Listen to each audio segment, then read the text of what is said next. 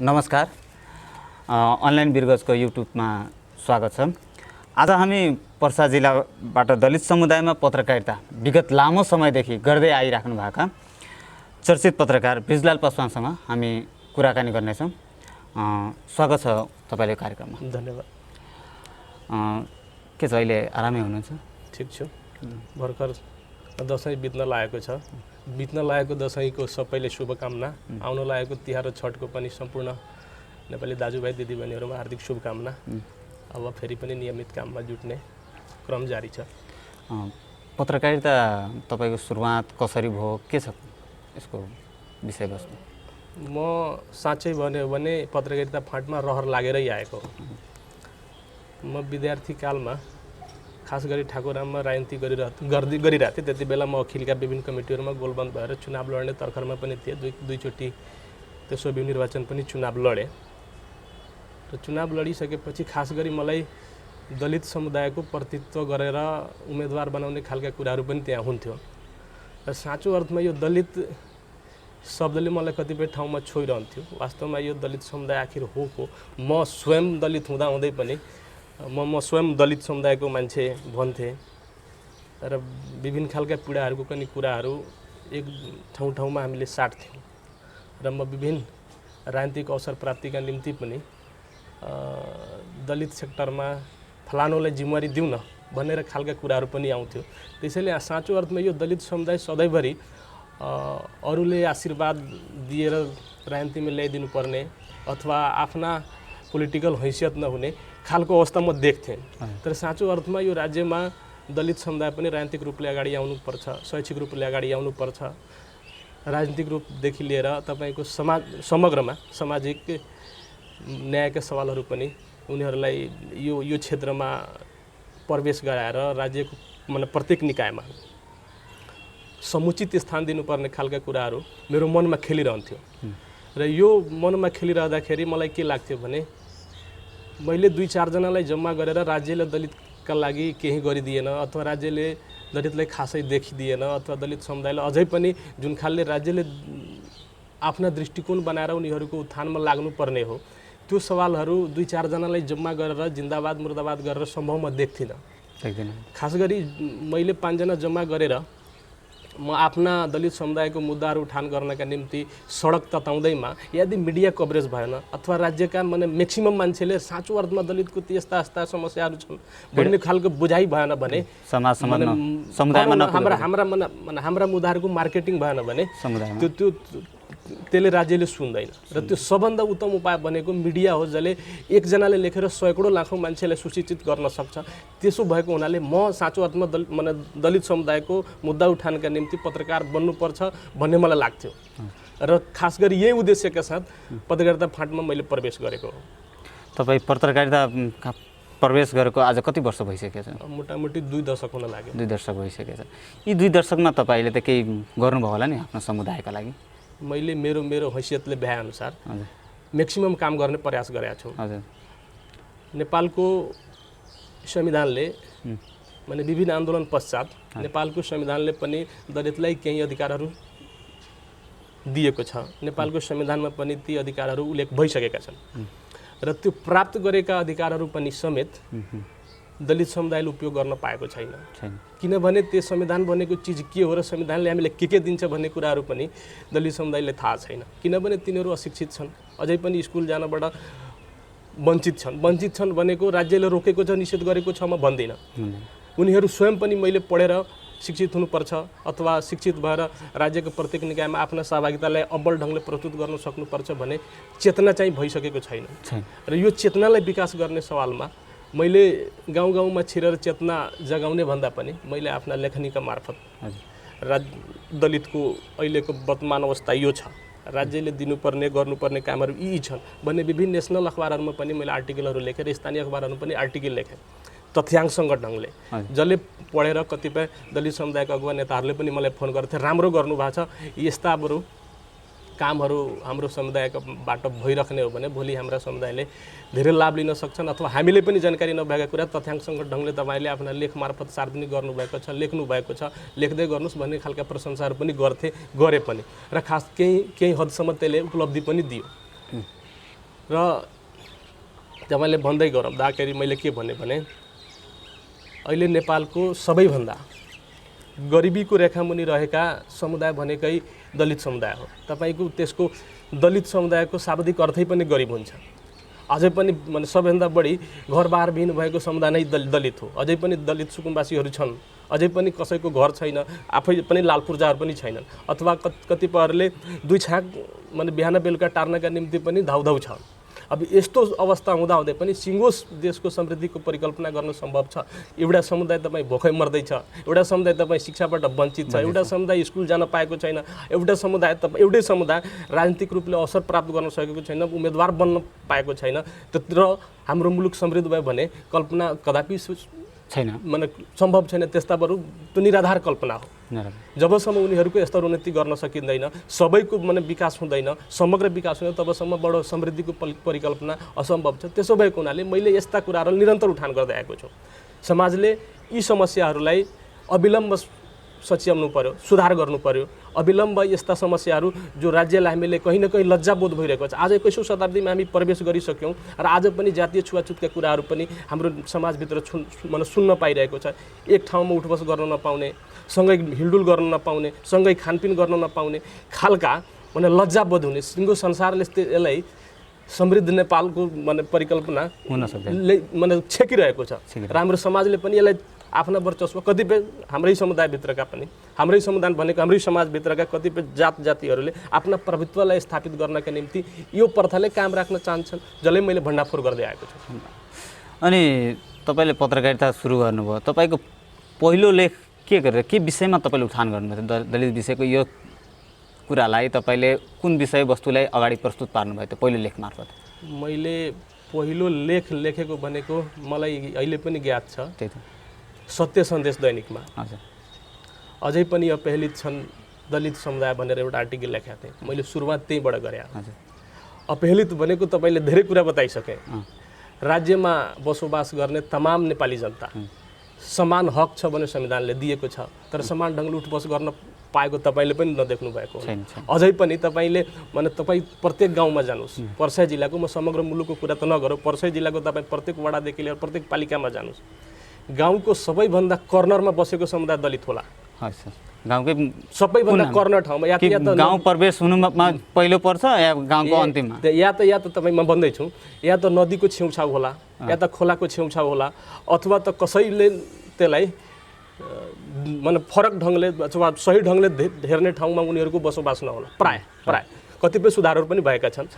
अहिले पनि जुन समुदायबाट म प्रतिनिधित्व गर्दैछु त्यो समुदाय समाजमा आफूलाई सिङ्गो मानव सरह अरूले जुन तरह মানে जुन हिसाबले जीवन निर्वाह गरिरहेका छन् उनीहरू सरह जीवन निर्वाह गर्न नपाएको समुदायबाट प्रतिनिधित्व गर्ने मान्छे मलाई पनि त कतिपय ठाउँमा पीडा भइरह होला नि। त्यो पीडा बोध गर्दै मैले सुरुवातै त्यहीँबाट गरेँ। यो समुदाय अझै पनि पीडित छ, यो समुदाय अझै पनि शिक्षाले वञ्चित छ, यो समुदाय अझै पनि राजनीतिक रूपले आफूलाई মানে राज्यको मूलधारमा ल्याउन सकेको छैन, यो समुदाय अझै पनि समाजमा न्याय प्राप्त गर्न सकेको छैन। यो समुदायको उठानका निम्ति राज्यले गर्नुपर्छ भन्ने उद्देश्यका साथ मैले आर्टिकलहरू लेख्दै आएको छु। अझै पनि तपाईँले पनि पढ्नुभयो होला अनलाइन खबरहरूमा, नयाँ पत्रिकामा र नागरिक दैनिकहरूमा प्राय लेखिरहन्छु। पहिलेभन्दा परिवर्तन चाहिँ भएको छ, तर यति परिवर्तनले मात्रै यो समुदायको समृद्धि सम्भव छैन, अथवा यो हाम्रो समुदायको समृद्धि नेपालको समृद्धिसँग जोडिएको छ। म स्पष्ट भन्दैछु, खालि दलितको हामी तपाईँ बिचमा दलित र गैर दलित बिचका विभेद कायम रहेर समाजको समृद्धिको परिकल्पना सम्भव छैन। हामी दुई हाम्रै बिचको डिस्क्रिमिनेसनले समाजमा समृद्धि ल्याउँछ भने कसैले कल्पना गरेको छ भने त्यो असम्भव, त्यो कल्पना कदापि सम्भव छैन। म भन्दैछु, म पटक भन्छु, म आफ्नो आर्टिकल मार्फत लेख्दै पनि आएको छु, लेख मार्फत यो समाजभित्र दलित अपहेलित छ भन्ने कुरा अब गैर दलितले उठाउनु पर्यो।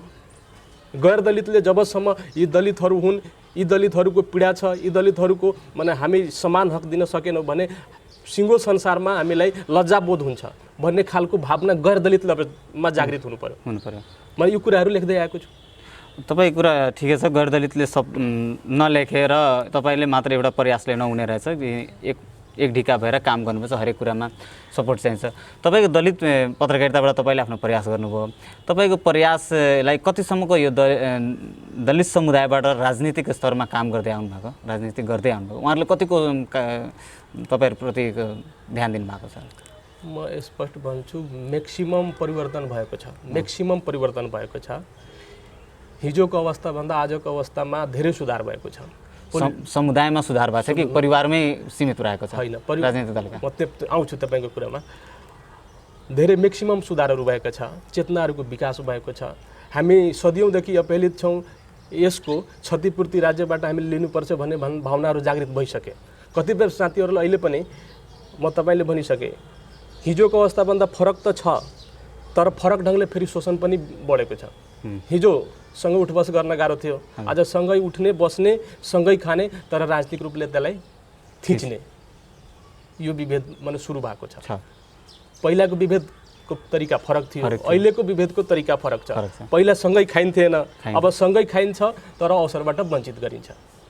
त्यो खालका माने कुराहरू अब चेतनाका विकासहरू बिस्तारै हुँदै गएको छ। खास गरी हामी जुन समुदायमा प्रतिनिधित्व गरिरहेका छौँ, आर्थिक रूपले विपन्न छन्, कसै न कसैको अधीनस्थ छन्। गाउँका माने साउ महाजन भनाउँदाहरूको माने खेतीबारीमा काम नगरे भोलिदेखि खान पाइँदैन, र ऊ तपाईँले खान दिएको छ भने उसको अधीनस्थ तपाईँ रहनै पर्छ। यो अवस्थाबाट मुक्त गर्न सक्नुपर्छ भन्ने मलाई लाग्छ।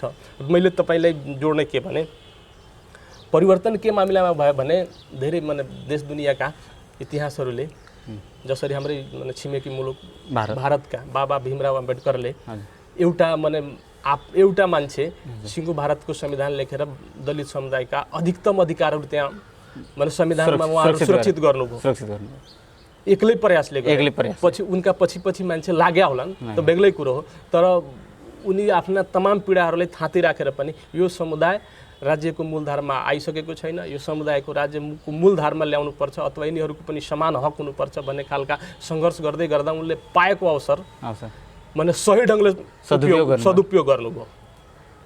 अब म मात्रै तपाईँले यो किन सुनायो भने, सबैले गर्दिँदैन, सबैको मनमा आफ्नो समुदायप्रति माने सही दृष्टिकोण हुँदैन। कतिपयलाई त कस्तो हुन्छ भने, मै खाउँ मै लाउँ, यिनीहरू मेरो अधीनस्थ र हाम्रा समुदायभित्र पनि छ, तपाईको अन्तै जानु पर्दैन नै, हाम्रै जिल्लामा पनि छ। या त म भएन भने भाइ, भाइ भएन भने छोरा, छोरा भएन भने बुहारी, प्रवृत्ति अझै पनि छ, हाम्रै भित्र छ। तिनीहरूलाई म के भन्छु भने, यो दलित भित्रका सामन्त हुन्। यो जुन प्रवृत्ति छ, यो प्रवृत्ति रहने हो भने कोही पनि दलित समग्र रूपले अगाडि आउन सक्दैन। किनभने तपाईँले जानकारी होला, यो सबले बुझिरहेको होला, जुन समुदायको प्रतिनिधित्व माथिसम्म छैन त्यसले हात जबसम्म तानेर माथि पुर्याउँदैन, अहिले त्यति प्रतिनिधित्व सहज छैन। तर हाम्रो समुदायमा के भइदियो भने, म पुगिसकेँ, अब अरूलाई यो बाटो देखाउने भने भोलि मेरो पत्ता साफ हुन्छ, अथवा त्यहाँबाट मैले अवसर अब पाउँदिनँ भन्ने खालको दृष्टिकोण भएको हुनाले, दृष्टिकोण भनेर मलाई लाग्छ यो तपाईँको समुदायमा नै यो पहिलादेखि कुलचित सोच चाहिँ नि अगाडि त बढियो, तर त्यो सोचलाई फैलाउन सकेन जस्तो। अगाडि बढियो भन्दैमा म मात्रै अगाडि बढेर समाज परिवर्तन हुँदैन, म मेरो परिवार मात्रै सुखी भएर मेरो समुदाय त सुखी हुँदैन। यो खालको भावना हाम्रा दलित नेताभित्र पनि भएन, सबैमा फेरि त्यस्तो छैन। कतिपयलाई यो लाग्यो म समृद्ध भइहालेँ, म राजनीतिक रूपले मेरो पहुँच भइहाल्यो, सबै नेताले मलाई चिनिहाले, म बिहान बेलुका नेताको घरमा दैलोमा चाहेर म आफ्नो अवसर लिइहाल्छु, अरूलाई हेर्नुपर्ने के छ भन्ने खालका बुझाइहरू पनि छ। तर त्यो दलितभित्रका सामन्त हुन्, दलितभित्रका अधिकार मनलाई आफूतिर केन्द्रित गर्ने र दलितको समग्र दलित समुदायको विकासका बाधक हुन्। यी बाधकका विषयमा तपाईँले कुनै लेख रचनाहरू? म तपाईँले बताउँछु लेख रचना भर्खर नागरिक दैनिकमा, भर्खर त नभनौँ, ठ्याक्कै मलाई मिति थाहा छैन, मैले लेखेका थिएँ। तपाईँको भारतको संविधान 1950मा लेखिएको, 1947मा त्यहाँ आजादी माने प्राप्त गरिसकेपछि, अङ्ग्रेज त्यहाँबाट भागिसकेपछि 1950मा संविधान लेखिएको हो। र 1950मा संविधान लेख्दाखेरि के भयो भने, 10 वर्षका लागि दलित समुदायलाई आरक्षण दिने र यिनीहरूलाई राज्यको मूलधारमा ल्याएर फेरि आरक्षण हटाउने भन्ने खालको संविधान लेखियो। 10 वर्षपछि फेरि थपियो, फेरि 10 वर्षपछि थपियो, थपिँदै माने सन् 1950मा बनेको संविधान आज पनि त्यहाँको आरक्षण बरकरार छ। 70 वर्ष पुग्न लाग्यो आरक्षण बरकरार छ पुग्न लाग्यो भनेको 71 वर्ष भयो 71 वर्षसम्म आरक्षण छ तर त्यहाँका 2% दलितले मात्रै आरक्षणका लाभ पाएका छन् 2%ले अहिले पनि 98%ले दलित आरक्षण उनीहरूसम्म पुगेन वञ्चित रहे मैले भन्दैछु तपाईलाई रामविलास पासवान बिहारबाट नेता भए उनले के गरे भने आफू पछिका नेता आफ्ना छोरालाई स्थापित गरे उनले माने गठबन्धन गर्दाखेरि उनले प्राप्त गरेका सिटहरुमा आफ्नो सालोलाई दिए आफ्नो भाइलाई दिए आफ्नो दाइलाई दिए तपाईको मायावती यूपीमा 15 वर्ष मुख्यमन्त्री भइन् उनी पनि आफै पछिका उत्तराधिकारी आफ्नो भतिजोलाई बनाइन् भनेका उनीहरूले अधिकारलाई सेन्ट्रलाइज गरे आफ्नो परिवारभित्र केन्द्रित गरे परिणामस्वरूप 2% मात्रले राजनीतिक अधिकार प्राप्त गरे राजनीतिक अधिकार भनेको राजनीतिक अवसरहरू प्राप्त गरे यसले जसरी तपाईले जुन प्रवृत्तिको पहिला कुरा गरे यो त्यो प्रवृत्तिले अधिकारहरू परिवारभित्र मात्र सुनिश्चित गर्छ सबै दलितसम्म पुग्दैन 71 वर्षमा 2% मात्र दलितले अवसर पाउनु र त्यो निश्चित व्यक्तिहरूले मात्र पाउनु भनेको दलितप्रतिको शोषण हो त्यो शोषण कोही अरू होइन हाम्रै समुदायका हुन् त्यही हाम्रो नेपालमा त्यतिका आरक्षण छैन हाम्रो त आरक्षण भनेको सीमित आरक्षण छ वडा सदस्य त्यो पनि महिला जसले बोल्न नपाउन् भनेको बोल्न सक्ने सामर्थ्य नहोस् त्यस्ताहरूलाई मूर्तिका रूपमा राखिएको छ त्यतिले मात्रै त राजनीतिमा अबल भइदैन अथवा राजनीतिक रूपले आफूलाई स्थापित गर्न सकिँदैन के कस्ता भइदियो भने सहज हुन्थ्यो कि तपाईलाई पनि अगाडि आउनलाई ठिक हुन्थ्यो कि मैले तपाईलाई स्पष्ट भन्दैछु हामी निर्णायक तहमा भूमिका दिनुपर्छ दलित समुदायलाई जबसम्म तपाईले निर्णायक तहमा भूमिका दिँदैन भने तपाईको योग्यता र क्षमताको मूल्याङ्कन गर्न सकिँदैन तपाई हामीलाई आरक्षण दिनुहुन्छ वडाको दलित महिला सदस्यको तपाई अधिकार के दिनुभएको छ तपाईको वडा तहमा कार्यपालिका पनि छैन कार्यपालिका त पालिका तहमा छ वडा तहमा त कार्यपालिका पनि छैन तपाई रहे पनि तपाई नरहे पनि अल्पमत भए पनि बहुमत भए पनि गर्ने भनेको त वडा अध्यक्ष त्यसमा तपाईले आरक्षित गर्नुभएको छ तपाई आरक्षित गर्नुभएको ठाउँ एउटा पालिका छ त्यसमा दलितको सट्टा त्यसमा अल्पसंख्यक राख्नु भएको छ मुस्लिम राख्नु भएको छ भयभरको दुनिया जहाँलाई त्यो एउटा आरक्षण सिटमा थप दिनु भएको छ भने त्यता भने दलित छिर्न सक्छ तपाईको वीरगञ्ज महानगरपालिका भित्र अल्पसंख्यक सिटमा तपाईको त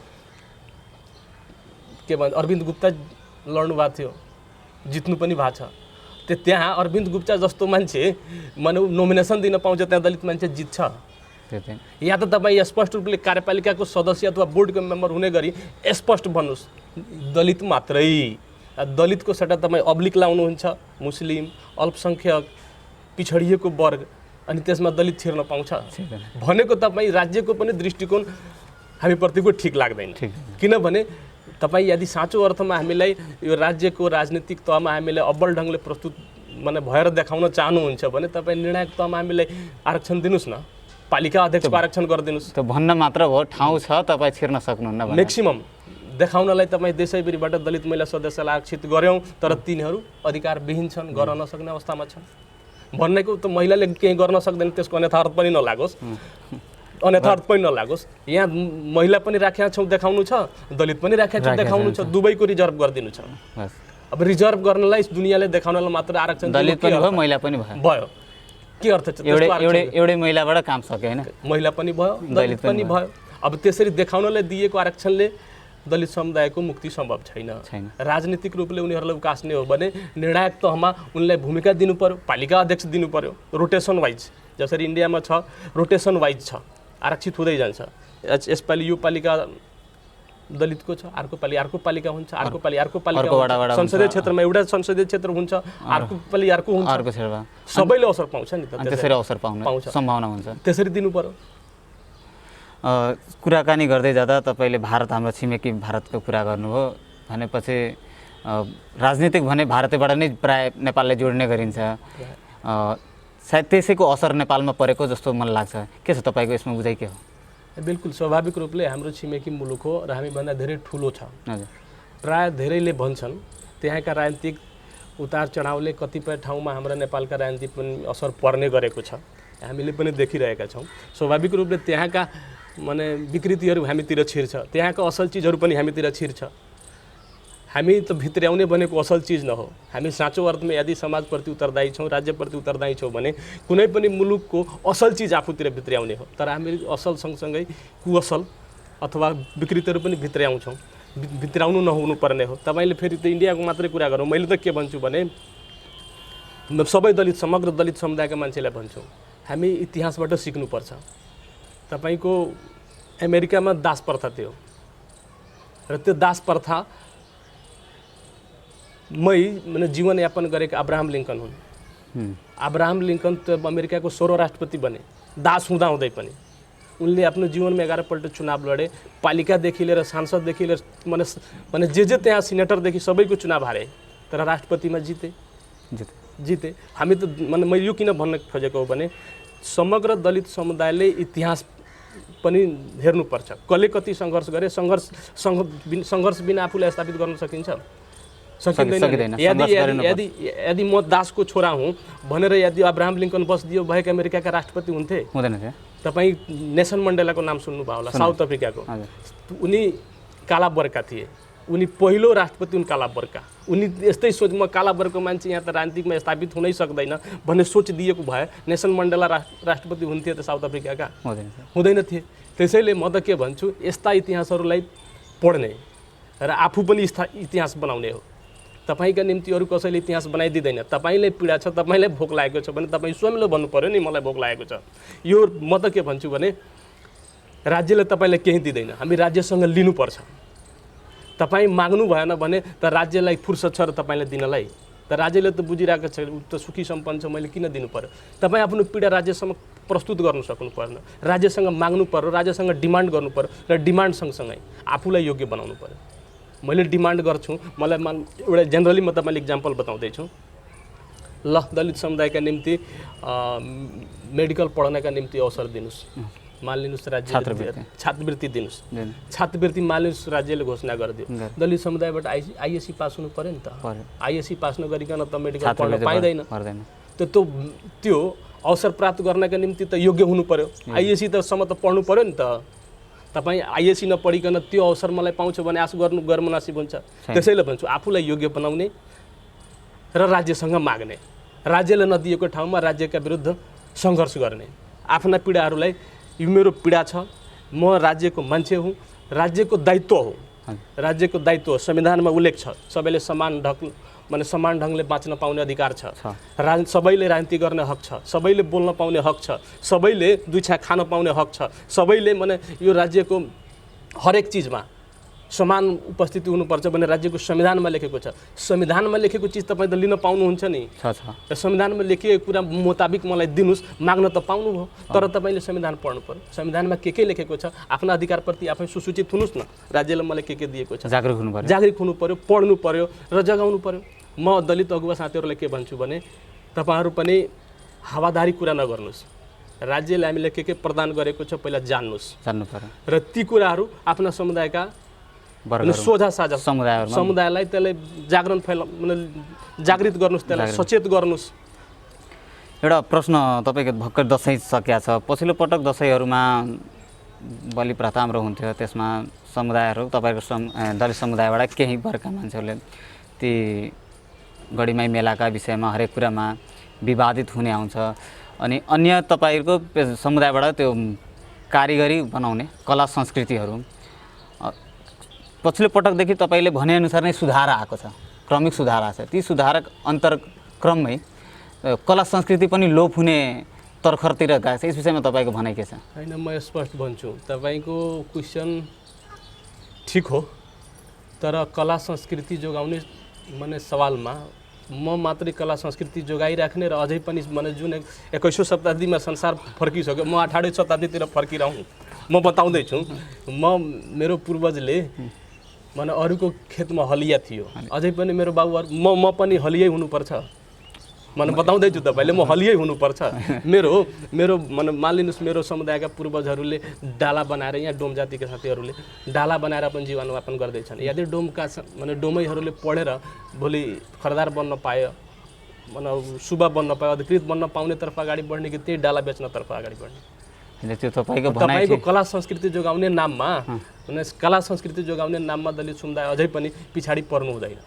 तपाईँको कला, तपाईँको संस्कृति तपाईँ समक्ष रहोस्, तपाईँ जगाउने हो भने त्यसलाई आधुनिकीकरण गर्नुहोस्, त्यही त त्यहाँभित्र जागिर दिनुहोस्, जोसँग कला छ त्यस्ता कला खोजेर ल यो हाम्रो संस्कृतिलाई जोगाउनका निम्ति एउटा प्रतिष्ठान गठन गरेका छौँ, त्यो प्रतिष्ठानमा तपाईँ जागिर कानुस्। राज्यले त नियम बनाउनु पर्यो नि, कि हामी त्यही माने पुरानो परम्परालाई बोक्दै अझै पनि दलित हुँदै जाने, अछुत हुँदै जाने।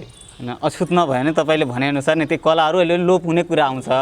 विभिन्न अहिले छटाउने बित्तिकै हेर्नु अब प्लास्टिकका डलियाहरू आउने तपाईँले भने जागरुक भएको छन्, किनकि अहिले कुमाल जातिका हाम्रो दियोको भाँडाहरू हामी जाँदा उहाँहरू गुनासो आउँछ कि भारतबाट दियो आउँछ, हाम्रो दियो बिक्री हुँदैन। प्लास्टिकका तपाईँका दियो आइसकेपछि, बल आइसकेपछि उहाँहरूको बिक्री कम हुनेछ।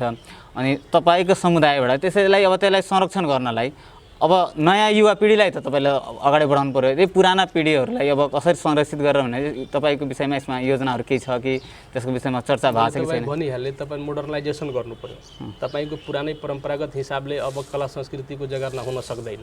अब आधुनिकीकरण गर्नु पऱ्यो, त्यसलाई सरकारले व्यवस्थित गर्नुपर्छ। तपाईँले प्रतिष्ठान बनाउने अथवा माने जे भी सरकारी संरचनामा त्यसलाई एउटा फाउन्डेसन जस्तो भनौँ न, माने सरकारी संरचना माने सरकारकै मातहतमा रहने गरी त्यसलाई एउटा माने कला सम्वर्धन प्रतिष्ठान, कला सम्वर्धन माने सङ्घ, कला सङ्गठन जे होस्, एउटा नाम राखेर त्यस्ता कलासँग सम्बन्धित मान्छेहरू हरेक समुदायबाट त्यहाँ त्यही त समावेश गर्न माने जोसँग जो कला छ त्यो कला माने प्रस्तुत हुने खालका अथवा निर्माण गर्ने सामग्रीहरू उनीहरूबाट निर्माण गराउनु पर्यो। उनीहरूलाई राज्यको तहमा माने बुझ्नुहोस् न, त्यसलाई सरकारीकरण गर्नु पर्यो ताकि उनीहरूले पनि लागोस् मैले मेरो पूर्वजले सिकाएको कला आज मलाई जीवनयापनमा काम लाग्दैछ, कमसेकम गौरव बोध होस्।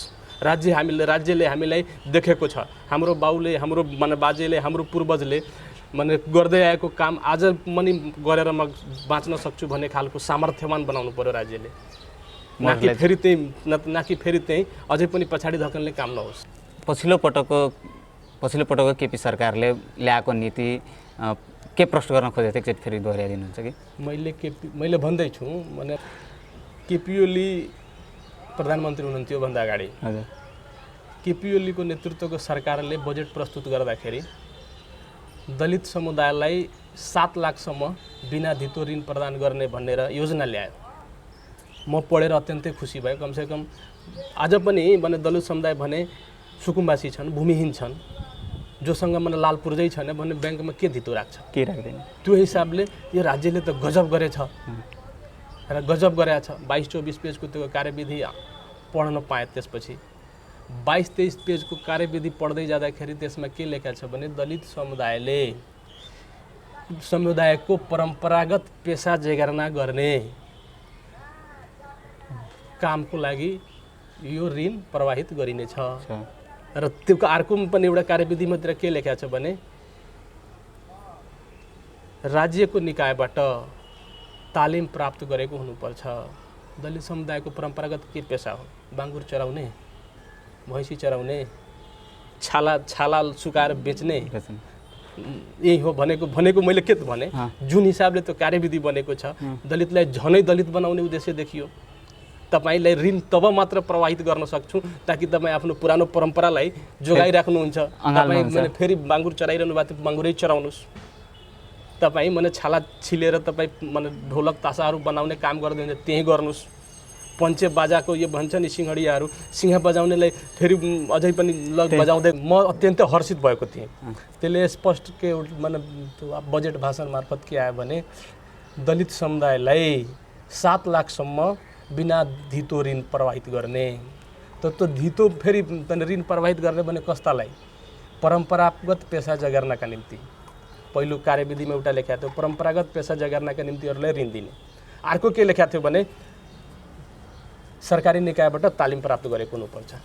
त मैले के भने पहिले हाम्रो परम्परागत पेसा त्यही त हो। कसैले बाङ्गुर चराउँथे, कसैले भैँसी चराउँथे, कसैले कहीँ कसैको मन हलिया थिए। त त्यो हलिया हुँदाखेरि तिनीहरूले नेपाल सरकारले युनिभर्सिटी बनाइदिएको थियो। हलिया हुनाले जानुहोस् तपाईँ युनिभर्सिटीमा पढेर आउनुहोस् थिएन। तपाईँलाई माने बाङ्गुर चराउने मान्छेलाई जानुहोस् तपाईँ युनिभर्सिटी पढेर आउनुहोस् त्यसपछि बाङ्गुर चराउन पाउनुहुन्छ भने कहीँ थियो र परम्परा भनेको तपाईँले दिने नियतै छैन। एक तपाईँले माने महत्त्वाकांक्षी योजना ल्याउनु भयो, सिङ्गो दलितलाई मैले त बिना धितो लोन प्रवाहित गर्छु भन्नुभयो, तर तपाईँको कार्यविधिले कसैले नपाउने रहेछ भनेको तपाईँले जनतालाई ठग्न चाहनुभयो, दलित समुदायलाई ठग्न चाहनुभयो। अरूले ठगे तपाईँ पनि ठग्नुभयो। सरकारले पनि ठग्यो। त्यही त सरकारले अरू सरकारले पनि ठगे, तपाईँले पनि ठग्नुभयो, अर्कोले पनि ठग्छ। यो कुरा दलित समुदायले बुझ्नुपर्छ। हेर्नुहोस्, राज्य कुनै पनि मामिलामा माने पीडित मान्छेप्रति उदार म देख्दिनँ। पीडित मान्छे स्वयंले राज्यबाट हामी पीडित छौँ, अपहेलित छौँ, राज्यले हामीलाई देख्नुपर्छ भने आफै स्वयस्फूर्त ढङ्गले राज्य समक्ष माग प्रस्तुत गर्नुपर्छ।